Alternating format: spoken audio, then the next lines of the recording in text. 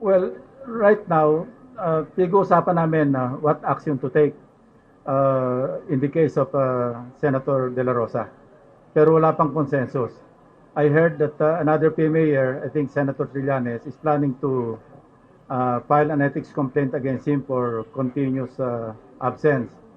Well, we'll just cross the bridge when we get there. Actually, kung may ethics complaint, it is the ethics committee that will take action initially. I think we should revisit the rules of the Senate para mag-amend, para ma-incorporate yung situations like that of Senator Bato. Kaugnay naman sa patuloy na pagliban sa Senado ni Senador Bato de la Rosa, wala pang pinal na aksyon dito ang upper chamber. Ayon pa kay Lacson, wala sa Senate rules sa plenaryo ang matagal na pagliban ng isang senador gaya ng sitwasyon ni De La Rosa.